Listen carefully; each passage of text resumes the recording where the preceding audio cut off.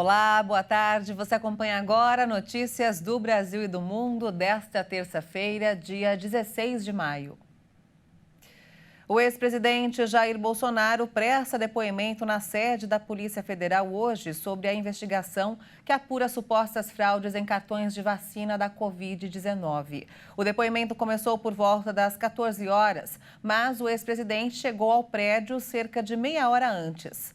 Há 2 semanas, 4 pessoas ligadas a Bolsonaro foram presas pela PF, suspeitos de fazerem parte de um esquema de inserção de dados falsos sobre vacinação contra a Covid nos sistemas do Ministério da Saúde.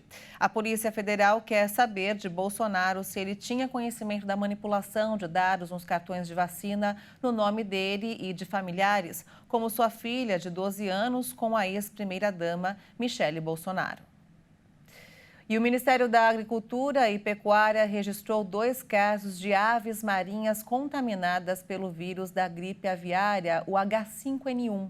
Os animais foram resgatados no litoral do Espírito Santo.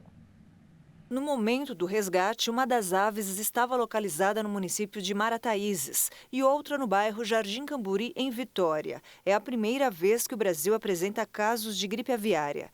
Segundo a Associação Brasileira de Proteína Animal, os animais infectados não afetam aves e ovos disponíveis nos supermercados. De acordo com o ministro da Agricultura e Pecuária, a medida busca aumentar a mobilização do setor privado e de todo o serviço veterinário oficial para incrementar a preparação nacional, aumentando a vigilância sobre a gripe aviária. A influenza aviária é considerada uma doença viral altamente contagiosa que afeta principalmente aves silvestres e domésticas. Vamos falar sobre economia. O Banco do Brasil apresentou um lucro líquido ajustado de 8 bilhões e 500 milhões de reais no primeiro trimestre de 2023, um crescimento de 28,9% na comparação com o mesmo período do ano passado. Na comparação trimestral, o lucro caiu 5,4%. O resultado ficou acima das expectativas dos analistas, que esperavam um lucro de 8 bilhões e 400 milhões de reais. A rentabilidade do Banco do Brasil, medida pelo retorno sobre patrimônio líquido, alcançou 21%, a maior do setor bancário para o trimestre.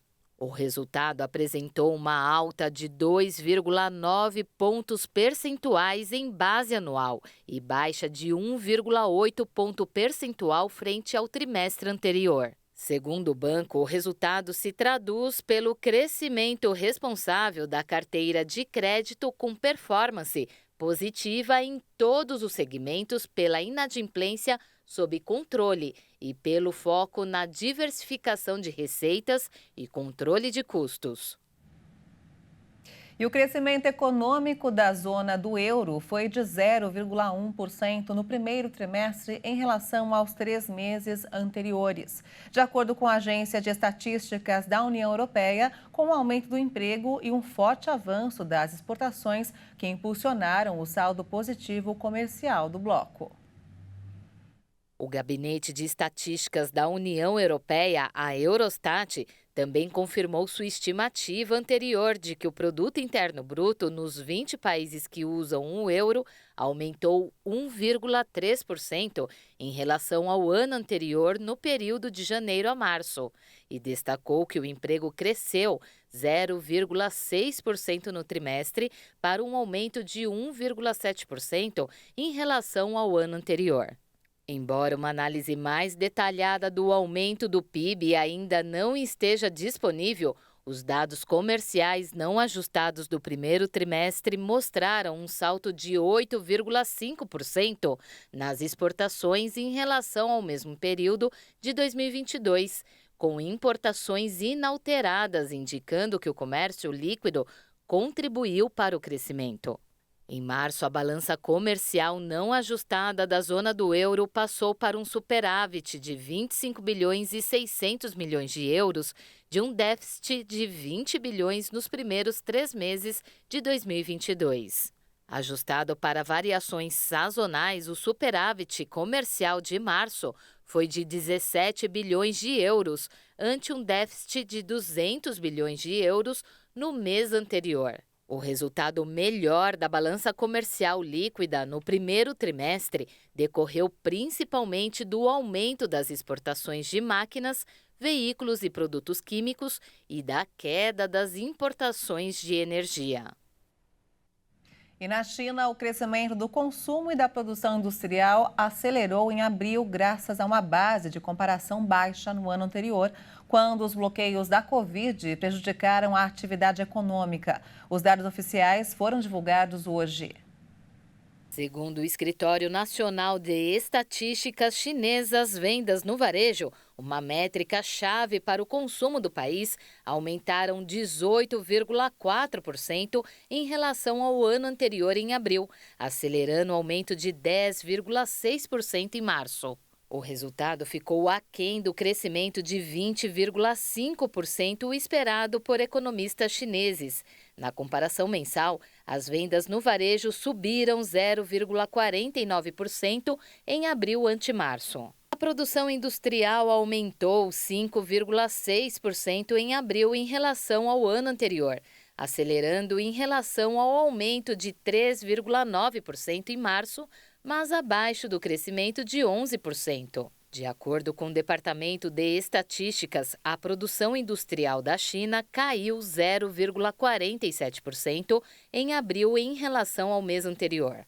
O investimento em ativos fixos aumentou 4,7% no período de janeiro a abril, desacelerando em relação ao aumento de 5,1% registrado no primeiro trimestre e abaixo do crescimento de 5,3%.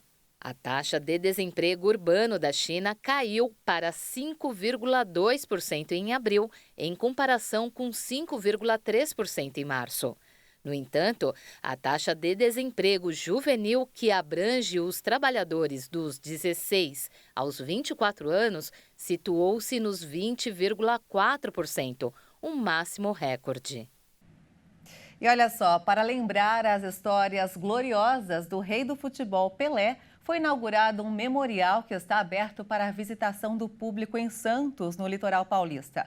Os ingressos podem ser reservados pela internet. E o melhor, os fãs podem conferir de graça imagens, camisas e estátuas do atleta do século. O evento contou com a presença do ex-goleiro Edinho, filho do maior jogador da história, morto em dezembro aos 82 anos em decorrência de complicações de um câncer de cólon. Mais um momento marcante para nós da família e mais um impulso na eternização, do nosso rei. No espaço de 200 metros quadrados, o público poderá ver uma simulação da torcida do Santos nas paredes. O túmulo dourado carrega imagens de momentos marcantes da carreira do eterno rei do futebol. Há ainda 2 estátuas em tamanho real de Pelé e as camisas que vestiu ao longo da carreira: Santos, New York Cosmos e Seleção Brasileira. Fui o primeiro a pisar nessa linda responsabilidade e essa homenagem que se presta hoje ao rei, esse mausoléu fantástico. Mas o que mais me emocionou foi ele estar em volta dessas fotografias, o povo brasileiro o abraçando, porque Pelé é eterno. Estou todo arrepiado, vontade de chorar, porque ele foi uma referência para a seleção brasileira, para o Santos Futebol Clube. E no mundo não existe jogador maior do que ele. O espaço fica no Memorial Necrópole Ecumênica de Santos, o cemitério vertical mais alto do mundo, segundo o Guinness, o livro dos recordes. Vamos encontrar um espaço super personalizado, feito com muito carinho, são 200 metros quadrados, tem estátuas de tamanho real feitas em latão do rei, tem na sepultura réplicas da taça Jules Rimet, painéis com gols feitos pelo rei e também o famoso soco no ar. Nas paredes, a torcida do Santos, o piso em gramado sintético, imitando um campo de futebol. A expectativa é que o local, a menos de 1 quilômetro da Vila Belmiro, se torne um ponto turístico em Santos. A entrada é gratuita e os interessados devem reservar o ingresso na internet. E essa edição fica por aqui. Você acompanha outras informações logo mais às 5 da tarde com Beatriz do Vale. Eu volto no Jornal das 18h30 ao lado de Juliana Dariva. Até lá!